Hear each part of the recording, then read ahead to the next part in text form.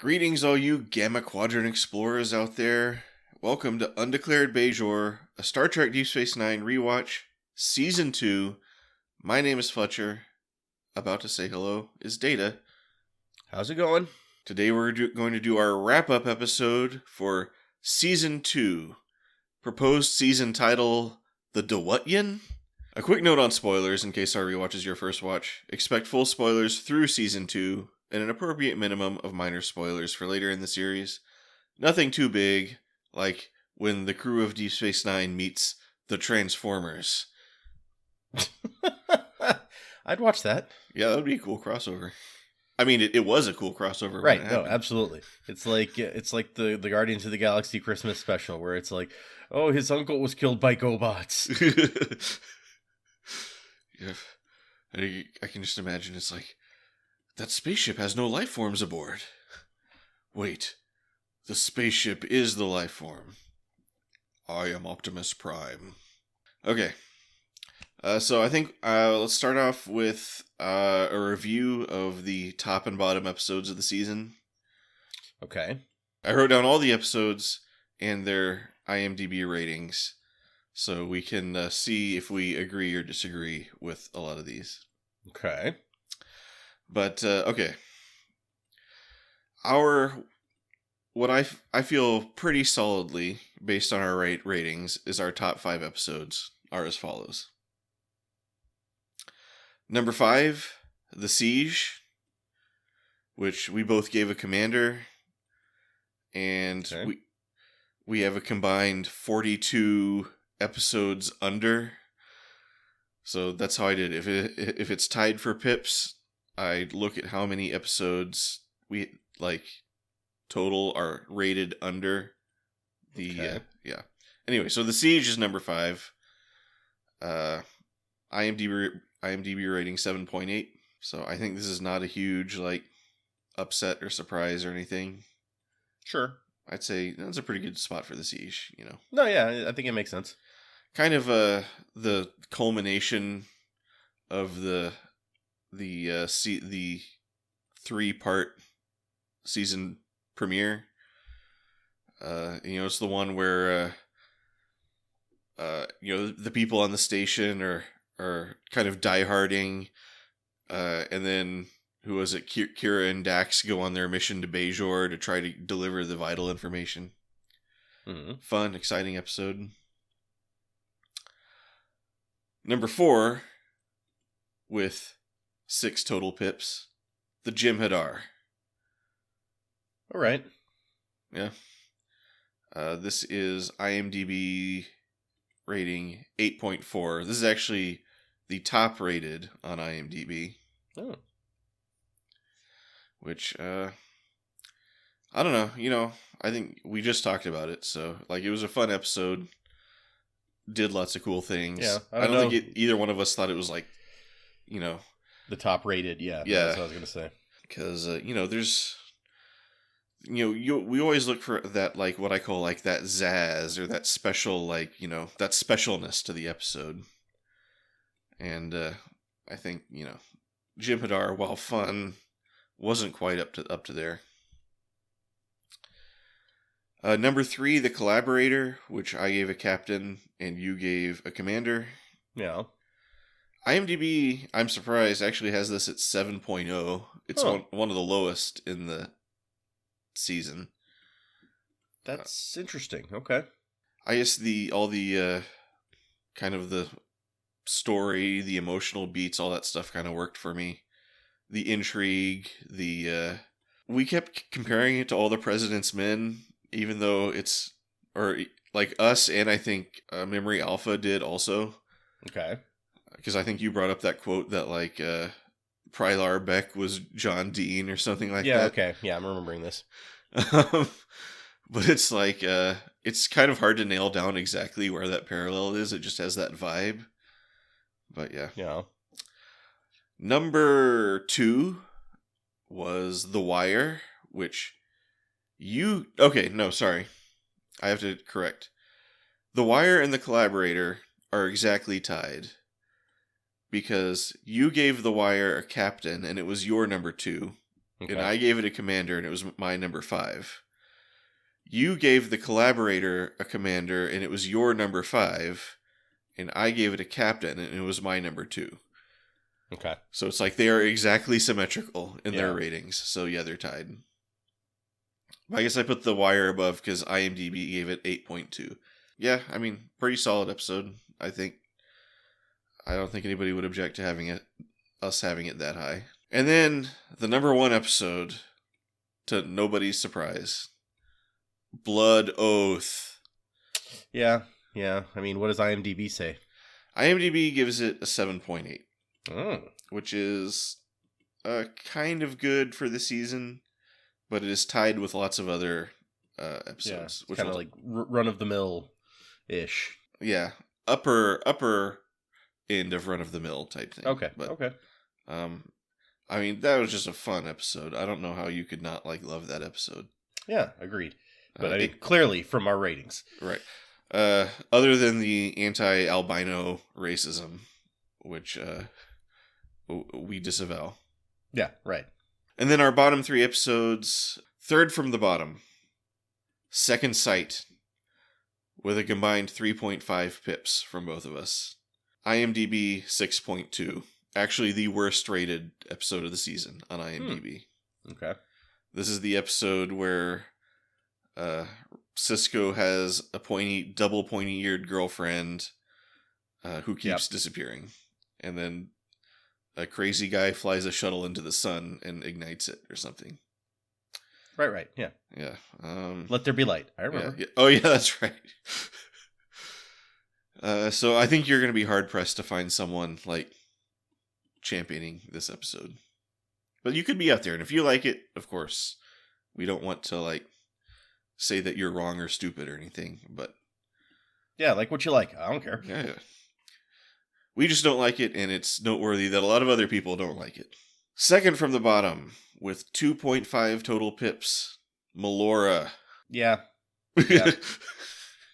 There's not much to say about that either, other than yep, that makes sense. Yep. The episode, the Bashir romance episode, where Bashir's motives are extremely suspect. And then... our bottom episode with 2.5 total pips, and our both bottom-rated episode for the whole season, Sanctuary, the episode with the flaky skin aliens. Oh, yeah. Okay, the name just, I was like, wait, which one is that? Yeah, okay. No, that makes sense. This was during the phase of the season where the titles were just really bad, but although this one was okay, actually. Yeah, no, that's an okay one. They were looking for Sanctuary, after... their planet got invaded by aliens, and then those aliens' planet got invaded by other aliens, and so they ran away. Yeah. A complicated series of invasions. It's fine. And then they wanted to come make Bajor their new home, but the Bajorans were like, no, we already live here, and we can't deal with you right now. Anyway, IMDb also gave that a 6.4. So, and then, okay, so let's do a quick... rundown. So let's start from the bottom of the IMDb ratings, work our way up. Okay. With 6.2, Second Sight. We already discussed this. And I do not begrudge IMDb at all for putting that at the bottom. Okay, 4 episodes with 6.4. These are Playing God, Rivals, Sanctuary, and Melora. Okay, so I mean, I believe that. Rivals, I know, I personally... like it more than a lot of people do, but I don't begrudge that it's at the bottom there. Sure. Yeah, you had it. You gave it a lieutenant commander. I gave it a lieutenant. And then Playing God, that was the one where the dude came on the station, and then the Trill dude that Dax had to evaluate. And then also there was a universe. Yeah, there's a universe or a micro universe, whatever it was. Yeah, no. Yeah. I think we both gave that a lieutenant commander, actually. Okay, well. Yeah. I just kind of remember it kind of solved some of the problems we had with some of the previous Dax episodes where... yeah, absolutely. Which were, in particular, Invasive Procedures and Dax, the Dax title episode. Yeah. Where those episodes were theoretically about Dax, but Dax had almost nothing to do in those episodes. Yeah, it's Yeah, I'm not likely to forget the crappy Dax episode that was Dax. Yeah. So this one was a Dax episode where we deal with kind of like what it means to be two people basically mixed together, but from Dax's perspective. So, you know. Okay, anyway, 6.6. Next episode, Paradise. This is the episode, remember, where they went to the planet and got thrown in the hot box? Yeah, right. Yeah. I'm not surprised that people don't love that episode. Yeah, we both rated it pretty low. It was kind of an annoying episode in my opinion. 6.7, The Alternate, which I think you liked. The Alternate. Was that the O'Brien one, or that was the one where Odo went rogue? Like he got infected with Oh yeah, okay. With okay. And we met Odo's science dad. His dad or whatever. Yeah, Dr. Mora. Yeah. Okay. It's still, well, I mean, you rated above the line. You only put 6 episodes below the line. I only put 7. So yeah, I was about to say. I feel like the majority of episodes we both put above the line this season. Yeah. 6.8, Invasive Procedures. Yeah, okay. I mean, middling episode, I think. Right. Yeah. Had some fun aspects. Had some not great aspects. Had Tuvok Klingon, which that gives it a boost in my opinion. Anytime why we not? see Tim Russ. Yeah. 7.0, The Collaborator, which I think we both agree is pretty low. 7.2, Profit and Loss. I feel like that's a little low, too. Profit and Loss is my number 10. It's your number 16, but that was the one where with Quark's girlfriend, and then Garrick is trying to the fun Garrick bits. Sure. Yeah. 7.3, Shadow Play. That was the one where they went to the planet of the holograms. Yep. I'm fine with that. That was a fun episode, but you know, it's a solid middle episode, I think. 7.4, Rules of Acquisition. That's the one with the Lady Ferengi. Also the first time we hear mention of the Dominion, I think. Yeah, that sounds right to me. Yeah. Because we hear about it from the Dosai? Yeah, or was it the Dosai, or was it they went to like a big Dosai party or something? Yeah. And then somehow they wound up hearing about the Ferengi. I think that lady from the Dosai told them about the Dominion. Yeah. Yeah, like the Dosai referred them to the Karama, who we... Wait, I think that's how that goes down. Did we... Nope, yep, I've already watched the next episode we're going to do, and I'm thinking about that episode. Okay. So cut all that out, that's a spoiler. Okay. Yeah. The Dosai. Yeah. That's, that they were some people. Yeah. Karema, who knows who those guys are. Yeah, okay. Exactly. Okay, 7.4, tied at 7.4, Armageddon Game, and, Rules of Acquisition. We already talked about. I think Armageddon Game, I think, should be way higher, because... okay, yeah, I mean, I can... It's my number 4, it's your number 8, both commanders.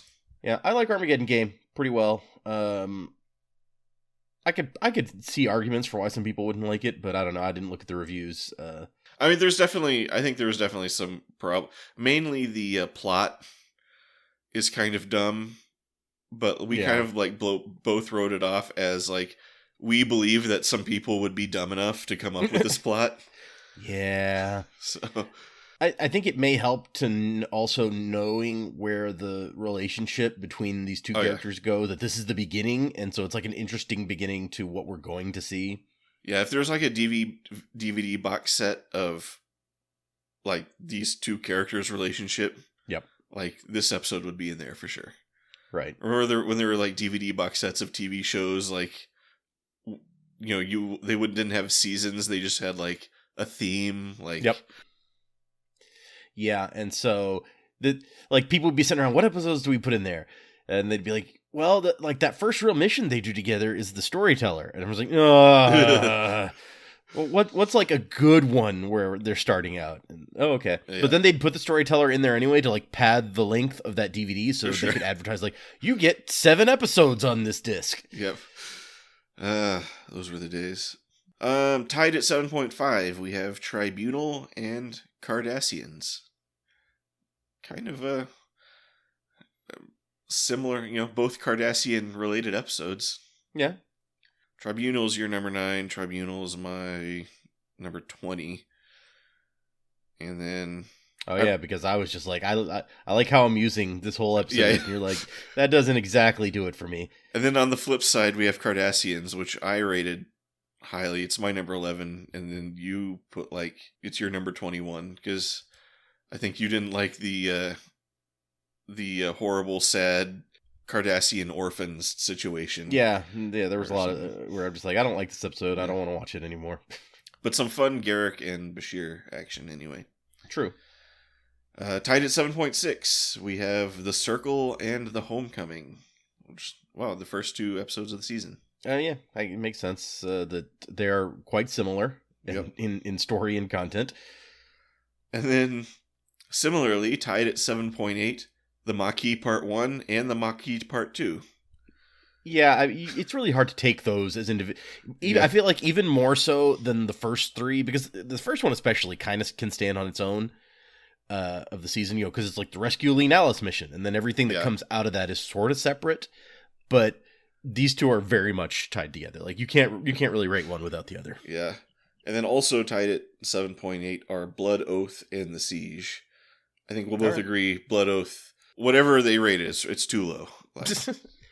Well, we both had The Siege fairly high on our list too, as I recall. So in comparison to other episodes, I guess it makes sense that people agree that those 2 belong near each other. Yeah.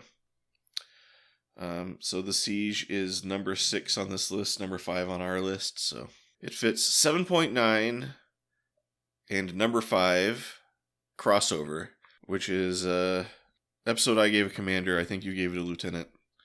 Yeah, it's just I don't like the Mirror Universe, and we talked about that. You gave it a lieutenant junior grade. Yeah, we don't need to go into more of that, but yeah, that's I brought down the average on that one. Yeah, it basically comes down to just how much you can stomach the concept of the Mirror Universe. Yep. And the fact that all of our characters live on Deep Space Nine still, and the fact that all our characters still exist and stuff like that. Yeah.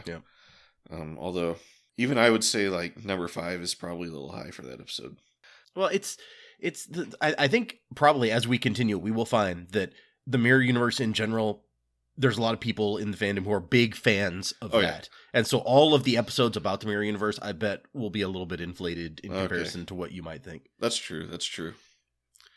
And then tied at 8.1, number 4 and 5, or number 3 and 4, Necessary Evil and Whispers. I feel like they like Necessary Evil more than. See, Necessary Evil is my number 14, and it was your number 18. Yeah. Middling. I mean, there's stuff I liked about it. I like the whole kind of film noir kind of angle to it, but yeah.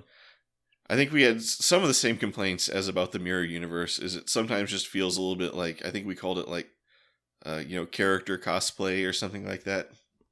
Yeah. Where, just and then Kira was there too and stuff like that. But on the other hand, Whispers, I think that makes... Oh, yeah. I buy that being where it is on this list. Yeah. In fact, I was looking at my list, and if there's one thing I would change, I think I would put Whispers higher. Because I really like that one. Just I like Twilight Zone-y type episodes like that. Sure. And that one was really good. It was a really good O'Brien character kind of dive, even though it wasn't even O'Brien in the end. I was just about to say, it's hard to say that because yes, we're exploring deeply into O'Brien, but then it's not O'Brien. Yeah. So, but it's exactly like O'Brien. And then, of course, we talked about the flipping, the kind of the subversion of the Star Trek trope where, somebody comes back to the ship or the station and then everybody's acting weird. And, it's because they flew through some mind-controlling aliens or something while they were gone. And this is, no, it's you. It's you who are weird. Yeah. You're the one this time. Sorry. Number 2 with 8.2, The Wire. I think not a big surprise there. No, yeah, we both liked The Wire pretty well. I think that was 2 for me and 5 for you or something. Yep, exactly. We discussed that. The exact opposite of The Collaborator. Yeah, right. Yeah, we just talked about it, you're right. And then, of course, number 1, we already mentioned the Jem'Hadar. Which we both have that pretty high, so... Yeah. And once again, and this may be the opposite of what I was talking about, where we took the future into consideration, but it's like people may be like, well, this is the beginning, the real beginning of this like big thing, and so I'm not surprised people love it. Yeah, I'm pretty sure that's the reason it has number 1 is because everybody's like, okay, we're getting Dominion now. Yep. It's assuming the Dominion turns out to be a big thing. I don't know. That would probably excite people seeing them for the first time in their rewatch of the season. Yeah, I guess we'll see. Yep. Maybe they'll show back up someday. Okay, so first thing I want to do is some quick character tracking through this episode. Okay. Number 1, Ben Sisko. I feel like Ben Sisko, I think, kind of got the least in the season. I was about to say the same thing. He doesn't get a whole lot of focus in the season, which is maybe in opposition to last season where it's like we came in and he's the guy whose eyes we're seeing through. Yeah. And this season, he's more like he's the captain. And every once in a while we go and he like go to his office and he says something at a different character and then they go off and do their thing. Yeah. Mainly the Sisko action we get is like Sisko and Jake. Yeah, like in the Jem'Hadar, I was thinking like that probably the biggest Sisko is what's the one with Second Sight. That's yeah.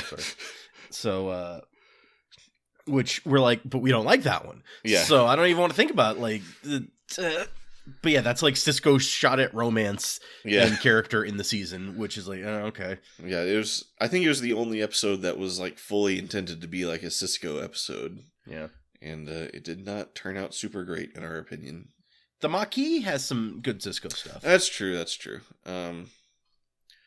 Yeah, just as it relates to kind of his opinions about, the Federation versus the rest of the universe and him dealing with his old friend who is, I guess, kind of seen the same things he has, but come to like, different conclusions and stuff. Yeah. That's true. There was, definitely some good Sisko character stuff in the Maquis. I forgot about that. Next character I have I just wrote these down in the order that I thought of them, so okay. They're in no particular order. Next character I have on my list, Dax. I think we got 2 main Dax episodes, which were Invasive Procedures and the Playing God. Yeah, and I think we're getting a little more good Dax stuff. Yeah. Oh, and Blood Oath. How could I forget Blood Oath? Oh yeah, Blood Oath. That's the one where we're like, okay, here's some good Dax. But I feel like they're still not entirely sure what they want to do with her. Like they're getting closer, they're circling the target, but they're still not sure enough about her to like really have her down and want to use her. Because even in episodes where they're not the central focus, like Sisko is pretty much always a presence because he's the commander, he's the captain, he's whatever, he's the guy in charge. But Dax is very often not, like she'll get like one line and then have nothing else to do. Yeah, so it's a lot of times if it's either a Dax episode or it's an episode where Dax, like they stand around the table and they gave one of the lines to Dax for their big standing around the table scene or something like that. Yeah, and they really, I feel like this is the first series where the science officer is kind of getting the shaft a little bit because you can't say that Spock doesn't get stuff to do in the Next Generation. True. And I guess I guess I think of Data as the science officer in the Next Generation. I don't know if there's actually a science officer position in the Next Generation, but I feel like I always think of him as the science officer too, and it seems like they refer to him like maybe that's one of his hats he wears or something like that. I feel like they must have referred to him as the science officer at some point. I think so, yeah. I mean, he does have a lot of hats. He's second officer. He runs like the ops console or whatever. Which in this series, like O'Brien is chief of operations. So does that mean that he's ops? I don't know. Which really in practice really means more like chief engineer. Chief engineer, right? Because we don't have a chief engineer, as opposed to the other like original series in Next Generation, where chief engineer was a title and a major character also. Yeah. That's an interesting point, because I think the Star Trek format, you usually have like, okay, you gotta have the captain, you gotta have the first officer, you gotta have the doctor, You gotta have Doctor, yeah. the engineer. You gotta have like well, I guess in Next Generation makes me think you have to have the tactical guy. You gotta have the Worf. In the original series, that's not so much a thing. It's like whatever red shirt they're gonna kill this week is the like tactical guy, right? Yeah, and you gotta have like security. And I feel like some of those like things are kind of displaced by kind of like our diverse alien cast. Like, Kira's the first officer, but that's very rarely her like role in the story. Or true. Like, similar with Odo. Odo's a little bit more like, on the security side of things. Yeah. Odo is definitely chief of security. Yeah. But unlike Worf, he's not the guy who's like firing phasers in a battle. He's a very different kind of chief of security. Right. Yeah.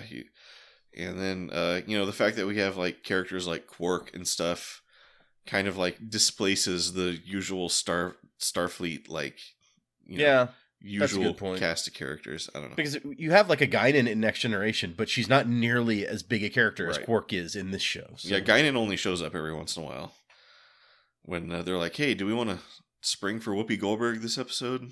Yeah, exactly. All right. So yeah, you're right that you have to cut something out to have room for Quark. Yeah, in the show. Speaking of Quark, what do we think about Quark? Quark had like the Rules of Acquisition episode. What else did he have? I feel like there was one more Quark. I mean, he was in the Jim Hadar. Well, there's pretty prominently. Well, no, but there's Rivals. Oh yeah, Rivals, and Rivals, Rules of Acquisition, Profit and Loss. Was that? That yeah, Profit and Loss. That was the one with his ex Cardassian. Oh yeah. Right. Okay. So, kind of a grab bag of interesting stuff for Quark. I feel like Quark and the Ferengi as a whole have gotten more depth this season, but on the whole, I don't feel like Quark has evolved much. Like, Quark is just Quark in it. He's making stupid decisions in the name of making money and then getting away with it. I think we've kind of teased at some aspects of Quark's character. Like, number one, his attraction, despite his like his intentions to strong women. Yep. And strong alien women at that. Well, I guess because we don't see any Ferengi women for the most part. Strong non-Ferengi women, but yeah. And also kind of his like deep down hidden heart of gold, which we learned about like, in Profit and Loss, where he was selling food to the Bajorans against the Cardassians' wishes for some reason. Yep.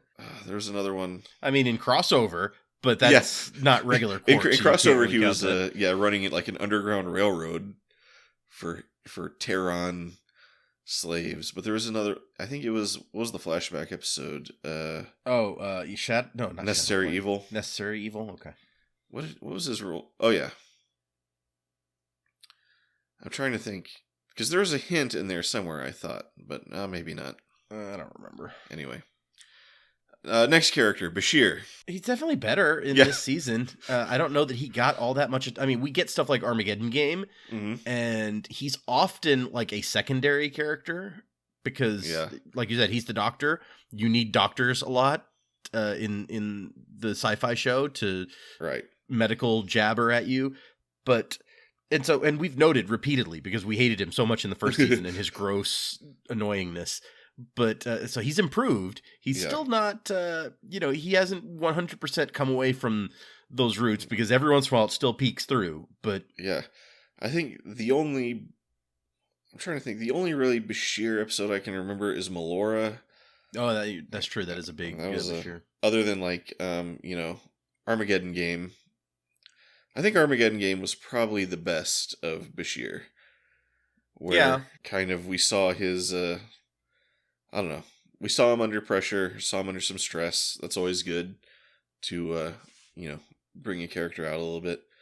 He gets some play in like, Crossover, but that's really more focused on Kira than it is on him. Yeah. Definitely an improvement over season 1. I don't think we're definitely quite to a lovable Bashir quite yet. No, I wouldn't. I definitely would not go so far as to say lovable in any way. And then next week, okay, O'Brien, which I think O'Brien got a lot of play this season. Yeah, O'Brien's got some good stuff, and some not great good stuff, but better than most, I would say. See what was okay. So like O'Brien was in Rivals. I don't know how great that was for. I guess Rivals is another one you would stick in the O'Brien Bashir relationship box set. Oh, that's true. I wasn't even thinking about that aspect of that episode because I'd kind of forgotten that was that same episode. And that's one where the title totally refers to them as just as much as it does like Quark and the other guy, but and I feel like Bashir does not. That episode does not endear you to Bashir. I don't think Bashir or O'Brien come off particularly well in that episode. That's the one where we saw O'Brien's like schlubby regular man body or whatever. That's true. See, but it's just like his weird obsessive competitiveness. I mean, O'Brien obviously had like Whispers, which with not really O'Brien. He had Tribunal, which I thought was a great O'Brien. It really gave him some acting opportunities. Sure. It maybe puts him through the ringer a little too much, but you know. Yeah. At least he didn't get that. That's what they do to O'Brien on this show. Yeah. Let's see what else. Maquis Homecoming. Paradise has get some O'Brien stuff. Although that one's a little more Cisco. We missed that in talking about Cisco focused episodes. Oh, that's true. Yeah. Although I did enjoy the O'Brien aspects of it, where O'Brien was just like he just gets fed up. He's like, okay, no. We're done with this. And he goes off to like solve the problem of why they can't use the transporters. Yep, he goes off to like he's the magic engineer who's like, no, screw all you guys. I'm just gonna go out in the woods and I'm gonna solve this problem, which you guys refuse to give any help with whatsoever. Yep. And then we got some O'Brien and Cardassians where he bonded with that Cardassian boy. Yeah, that's true. Trying to get over his racism.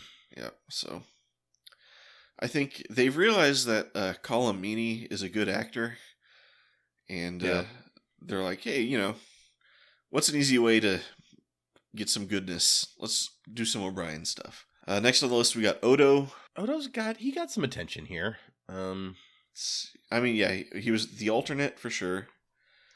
Tribunal, he has some decent stuff in there. Definitely good stuff in the Tribunal. They're dropping the first hints in like the collaborator with him and Kira. Mm-hmm. Oh yeah. So they're building up to some Odo stuff. What else did Odo get? Alternate Odo got to be an asshole in the crossover. That was good. Yeah, Odo's he's definitely more willing to speak up now about his desire to put cameras in everybody's room, and yep, he's not gonna stop talking about that.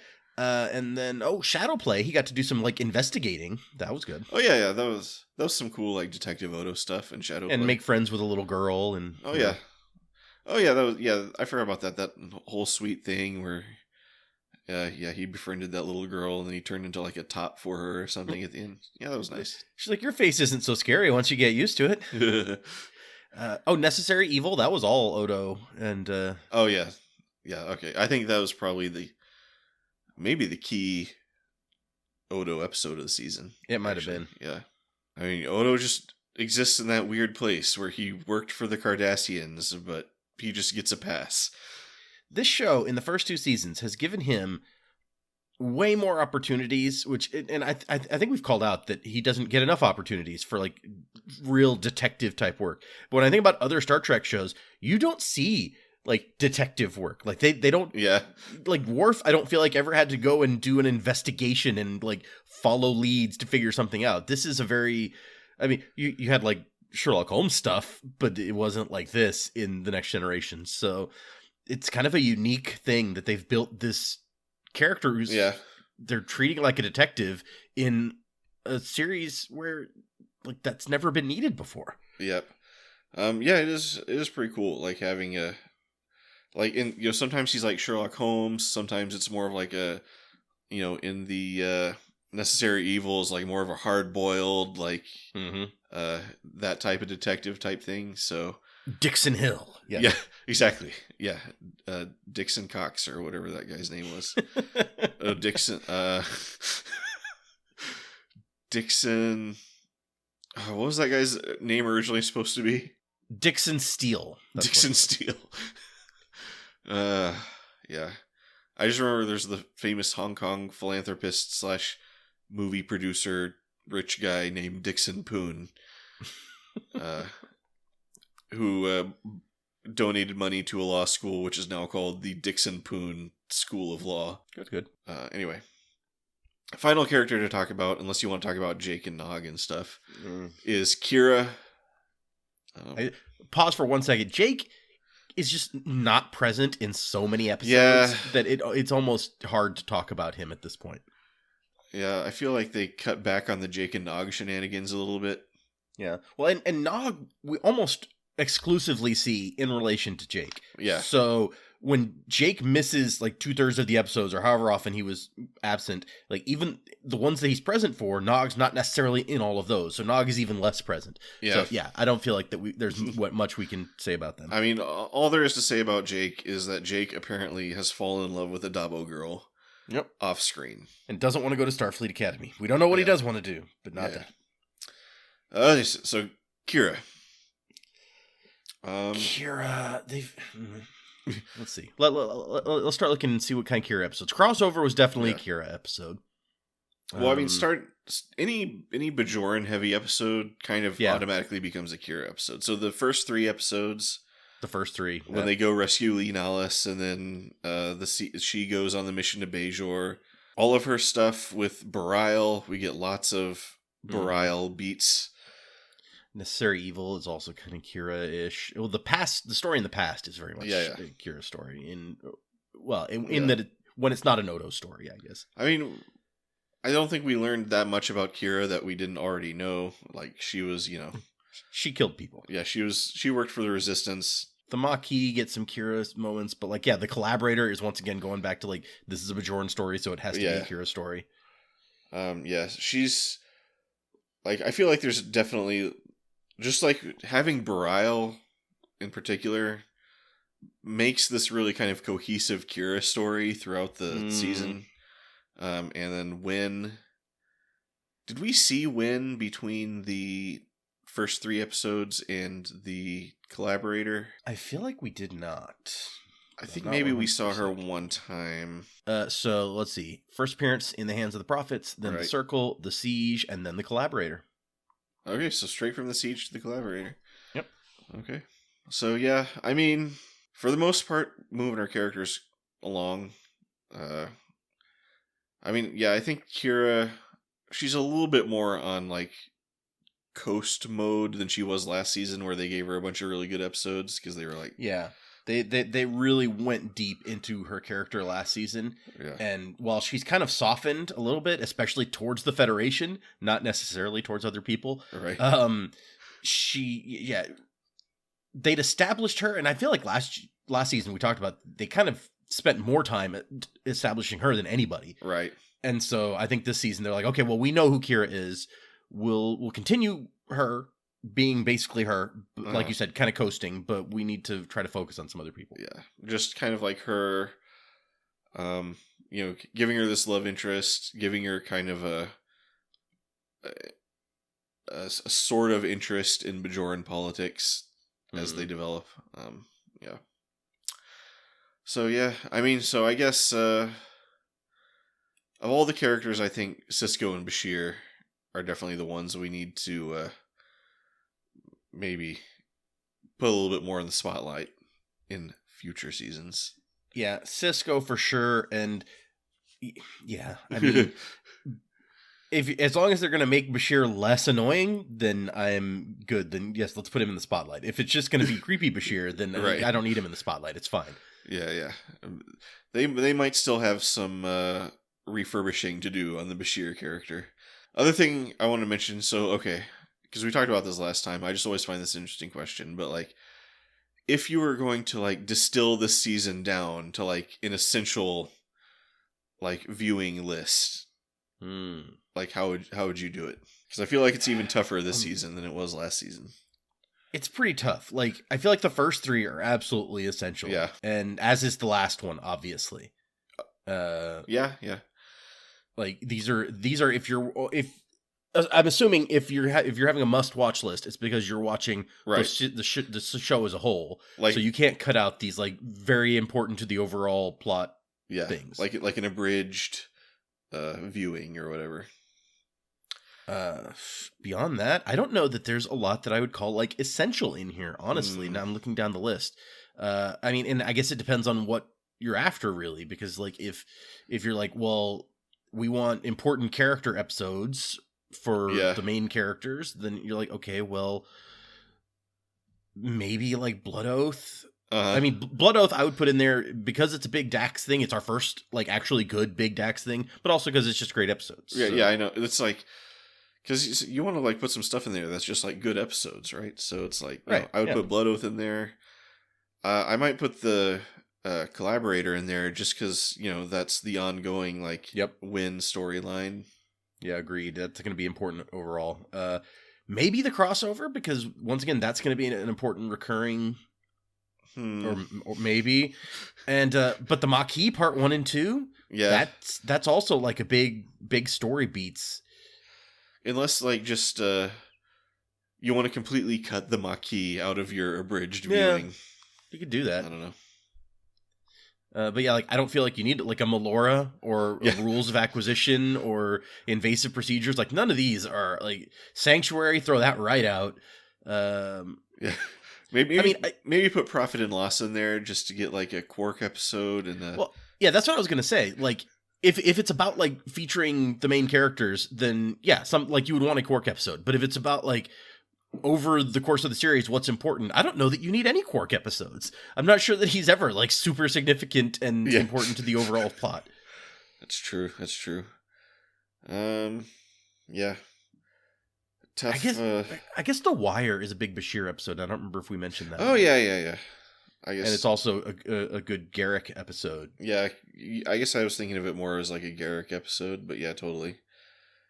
I mean, it's a Bashir episode, and we get to see Bashir like really being a doctor and caring for a patient and stuff, right?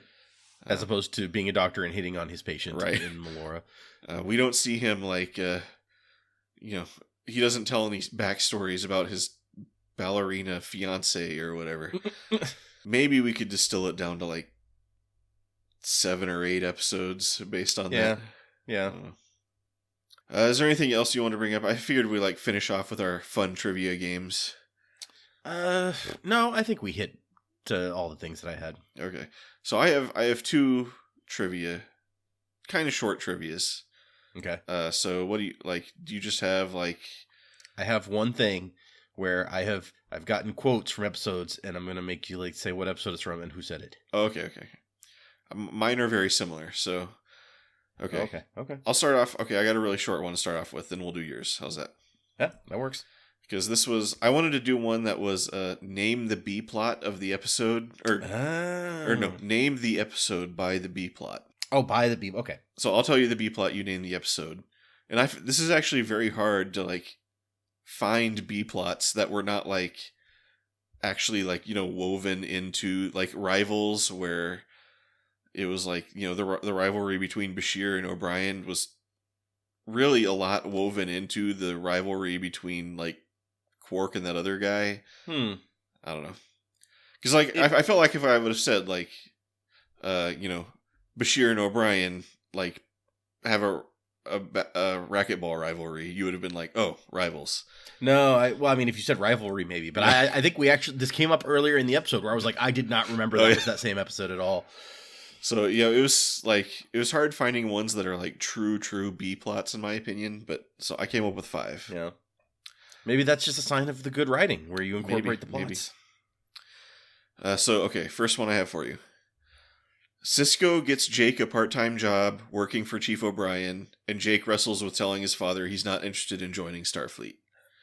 Okay, yeah, I remember the plot because we just brought that up earlier, and I feel like it's the back half of the season, but I'm just going to pull up the list of episode names. Okay, sure. I feel like that'll...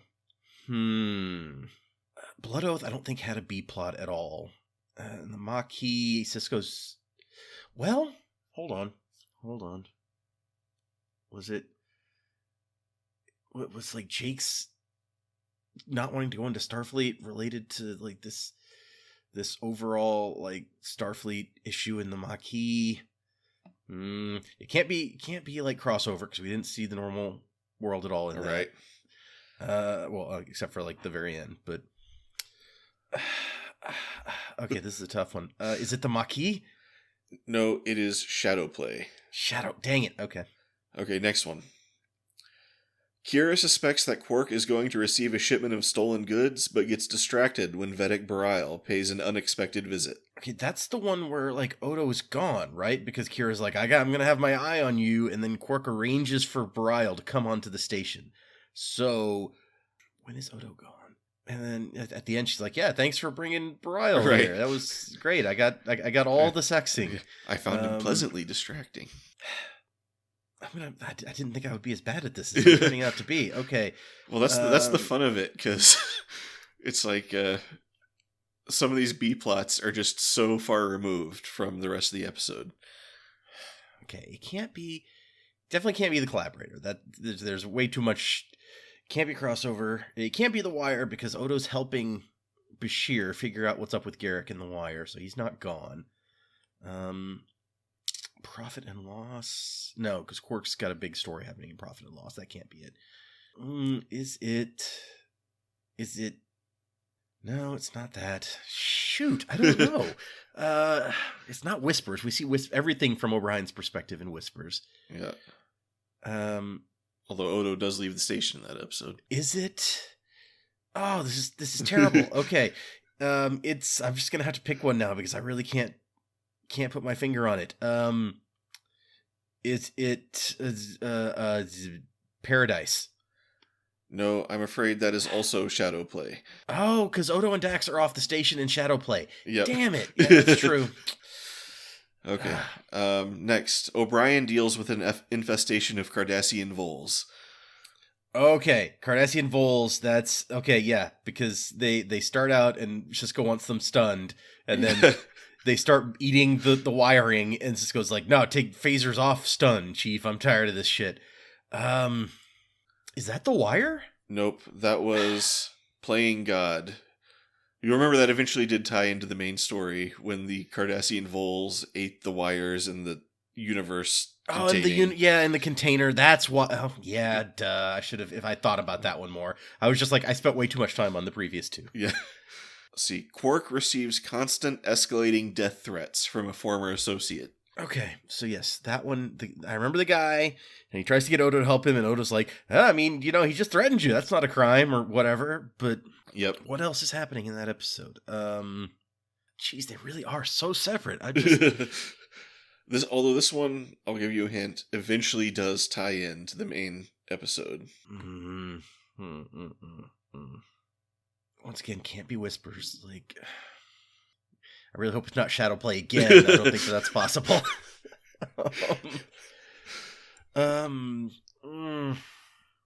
Okay, because Quark convinces the guy, he's like, I'll give you all this money, right? And then gets him to go somewhere with him, and that's when they run into the main story, right? Yep. Like, but what is it that? What is?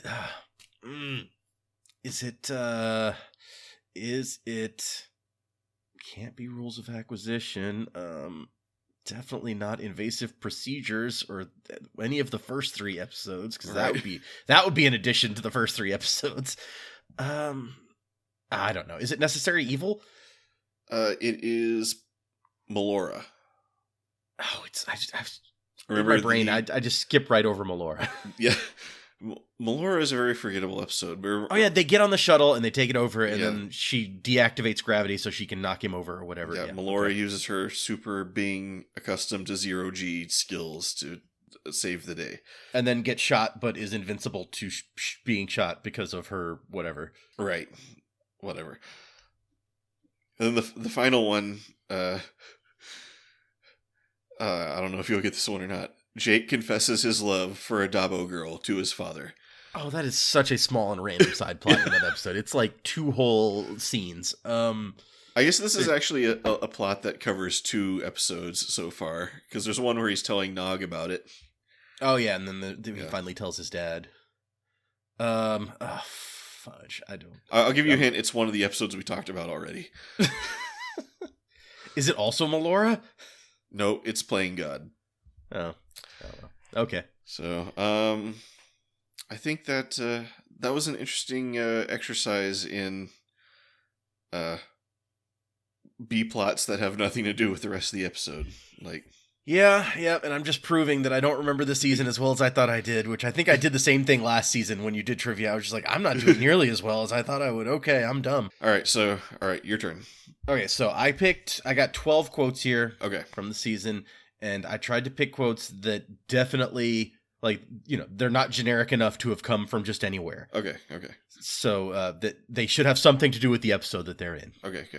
And so you can get 2 points, one for the episode and one for who said the thing. Okay, got it. So start off with what I'm pretty sure is an easy one. So this is actually 2 people, but I figured it's okay because it's easy. Sure. I don't plan on being a waiter forever, and then good, then you're fired. Oh, is that that's what's her face? The lady disguised as a man, Ferengi, and then Rom is the one who says, "Good, you're fired." Yep. And that was in the episode. That was in the Rules of Acquisition episode. Yep. Okay. What was her name? Like Pell or whatever. Pell is her name. Okay, Yep. There you go. Full points. Yes. Nice. Yeah. I don't know what other character we have on the show who's a waiter and says right. would say something like that, but I like that quote. So, okay. The next one is use your eyes, not your pants, Lieutenant. Huh.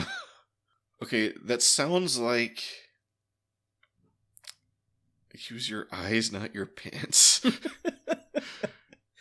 Okay, that sounds like the person you would be talking to is Bashir. Right? Isn't that the exact first thought you have? Is like someone telling Bashir to keep it in his pants. But of course, the question is who would be speaking, Yep. not who would be receiving. I mean, so Bashir is a lieutenant. Dax is a lieutenant. True. Yep. I'm just gonna say Cisco is saying that, Okay. and what I have to say, character and episode.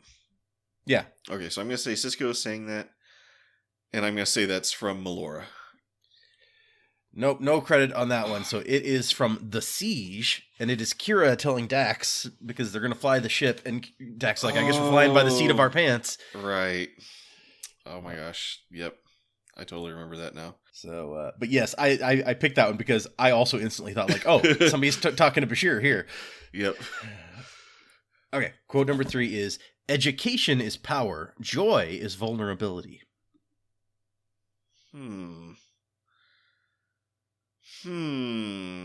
Education is power. That brings me back to last season with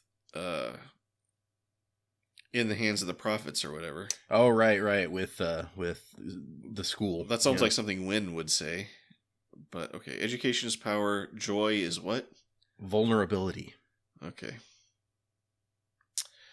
Joy is vulnerability. Okay, that sounds like something a Cardassian would say. I'm gonna say Garrick. Okay. And I'm gonna say in the Cardassians. So you were right as far as it's something a Cardassian would say. This is when Dukat and Cisco are talking about like the educational system on Cardassia in the Maquis part 1. Okay. I should have. I don't know why I didn't think of Dukat. Yeah. Okay. I accept that loss.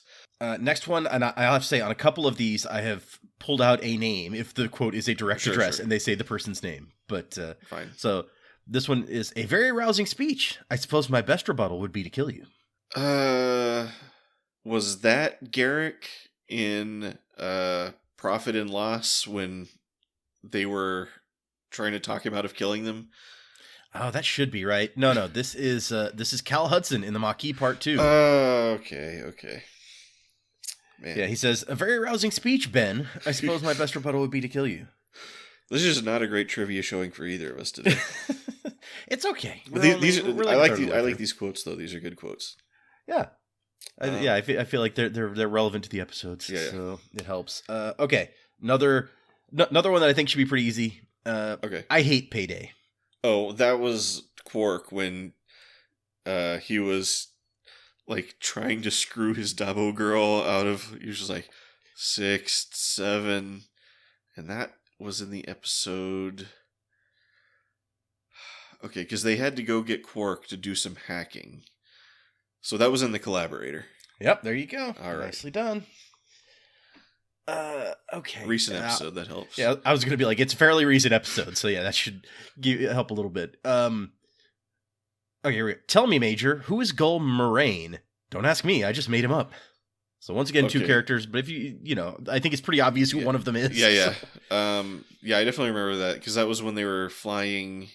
I think that's when they were rescuing Lee Nallis. So okay, so that would make it. I think O'Brien went with her on that mission. And that happened in the Homecoming, right? Yep, there you go. O'Brien and Kira in the Homecoming. Yep. Nice. I've had my eye on you for a long time. You're not as stupid as you look. I am too. Huh. Okay. That's, Huh. That's tough. Oh, no, okay. No. I want to say that was like Garrick and Quark in that scene where Quark visited Garrick's shop, but I don't think that quite fits. I'm gonna say the speaker is Odo because Odo has his eye on people. True. And I'm going to say he's talking, not that that's part of the quiz, but I think he's talking to like Rom or something because that's not, but what episode would that be in? I'm going to say, let's call it, was that in the Siege when he was trying to smuggle the Latinum out of the station? That was Quark trying to smuggle the Latinum out. Well, Rom yeah. had already like left on the shuttle. Yeah. So, that's what I meant when Quark was trying to smuggle it out. But so I'm going to say Odo and the Siege. Okay, so that's half credit. It is Odo. It is talking to Rom, as you guessed. I've had my eye on you for a long time, Rom. You're not as stupid as you look. I am too, but that's when he's accusing him of arranging the murder of his brother in Necessary Evil. Oh, man. That was, okay. That was in the, I totally forgot that whole part of Necessary Evil where Quark got shot. Yep. And it looked like he died for 1 second. Then we came back from commercial and he was still alive. Rom's upset about it until he realizes he's going to inherit the bar, and then he's not upset about it anymore. It's like, wives serve, brothers inherit, or something like that. Yep. Very important rule of acquisition. Okay, number 8 is just kick his butt. Huh. Oh, is that like Keiko hyping up O'Brien for the racquetball match? So that would be in Rivals. That's exactly correct. Yes. I just knew that like kick his butt is not something a lot of characters on the show would say in many situations, so I figured that you could narrow that one down. That sounds like either like Jake is saying that or like Jake or Nog, like kick his kick his butt. It's a non-Starfleet character. Like when they get into that fight with the flaky skin kids. Yep, and that was that was one of the quotes that I had on the list and then cut off when I was like, I'm going to cut it down to 12 because I basically went through and picked a quote from every episode and then cut it down. But sure. So it was, one of them was that flaky skinned kid being like, "This isn't over, big ears." Okay, here's a good one. Well, some people should never be promoted. Oh, that was when I'm pretty sure that was like Garrick talking about that like dumb Gull guy who tried to get him to like do the whole thing. So I'm gonna say that was Garrick in Profit and Loss. That was good job. Okay, yeah. Okay, 3 more here. All right. We gotta leave. Well, I do anyway. You can just turn into a couch. Okay. I mean, I feel like the only person who would say that is like Quark to Odo. So I'm gonna say that was in the Siege. It was Quark to Odo. It was in the Circle. Oh, okay. Oh, that was when that was the episode when he got like attacked by those guys in the robes, right? And I think that may have been when they were evacuating the station. Actually, they branded his forehead. Did they evacuate the station in the Circle? Yeah, we'll see. What order did these? That's the second. What episode, order did these so episodes happen? It was Homecoming, the Circle, and then the Siege, right? Okay, so yeah, I guess that makes sense. I guess it was Homecoming when he got branded, was it? Yeah, I feel like it was the first one, but now I don't remember for sure. Yeah, who remembers? Okay, so you're up to 12 points. Yes. Out of a possible at this point 20. So it's not bad. More than 50%. Okay. The next one is I've struck the sails and battened the hatches, so to speak.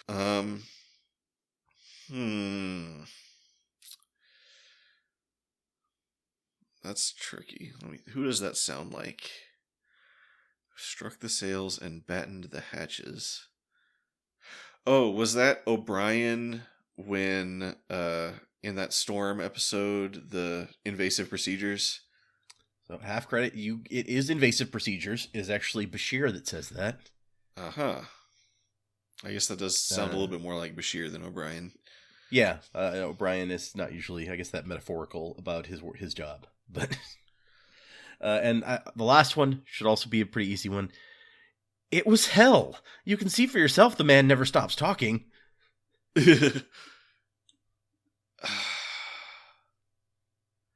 Okay, that was O'Brien for sure.